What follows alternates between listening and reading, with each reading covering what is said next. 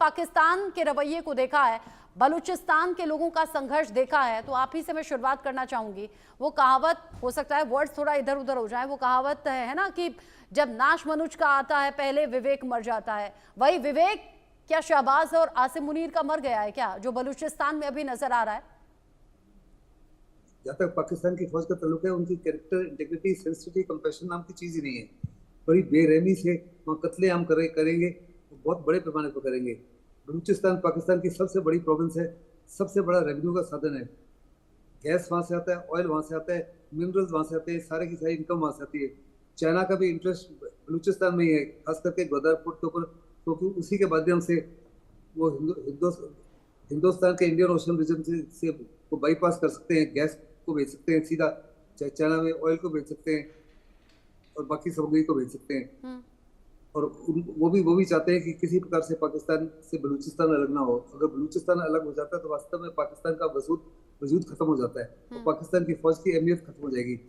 ऐसे में पाकिस्तान की जबरदस्त कोशिश होगी, मुनीर खान की जबरदस्त कोशिश होगी कि बड़ा वहां जेनोसाइड किया जाए, कत्लेआम किया जाए, इतने बड़े पैमाने पर वहां मैसेकर किया जाए, बच्चों को मारा जाए, औरतों को मारा जाए, ताकि अगली नस्लें ही ना पैदा हो। इसी माफी की कार्रवाई उन्होंने बांग्लादेश में की थी। और अगर हिंदुस्तान इंटरवीन नहीं करता तो शायद वो अगले 5, 10, 15 साल और तक करते। बड़ा लाजमी है कि कोई ना कोई फॉरेन पावर जो है इंटरवीन करे। जहाँ तक हिंदुस्तान का ताल्लुक है, हमारे कंटिन्यूस बॉर्डर्स नहीं, हम उसमें फिर इंटरवेंशन नहीं कर सकते। लेकिन अभी हम कुछ कॉन्फिडेंस बिल्डिंग मेजर्स पाकिस्तान के साथ कर रहे हैं।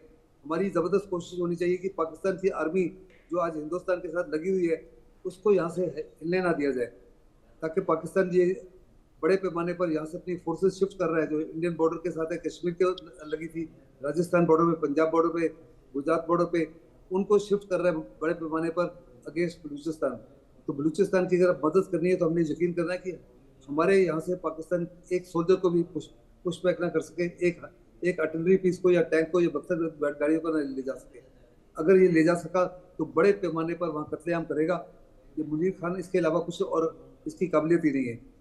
इसकी मदद तरीके तालिबान पाकिस्तान करेगा, लेकिन तरीके तालिबान पाकिस्तान के पास भी उतनी क्षमता नहीं है, उतनी ताकत नहीं है कि एक पाकिस्तान की आर्मी के सामने खड़ा हो सके। फॉर्चुनेटली पाकिस्तान की एयरफोर्स को तो हमने अभी बिठा दिया है, क्योंकि एयरफील्ड्स तो सारे के सारे अनयूजेबल हो गए। काफी देर तक उन्हें लगेगा रिपेयर करने के लिए।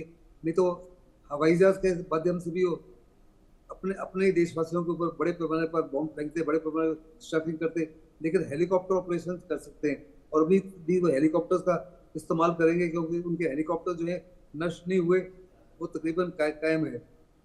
और मुझे पक्का यकीन है कि उसको चेकमेट कर, जहाँ तक आप कह रहे हैं कि अगर बलूचिस्तान अलग हो जाता है तो पाकिस्तान की वो वैल्यू नहीं रहेगी, और इसीलिए अब इस तरह की कार्रवाई चल रही है। रातों रात 3 लड़कों को मार डालना, फिर उनके शव को दफना देना, परिवार को आखिरी वक्त में उनके चेहरे तक नहीं दिखाना।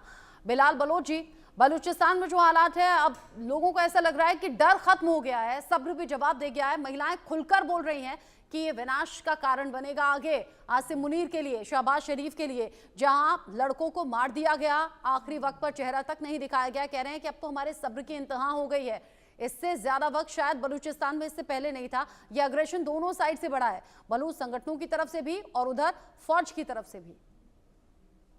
नहीं, एक बात मैं बार बार कहता हूँ, ये पहली बार नहीं है कि ये पाकिस्तान की एक वैशी फौज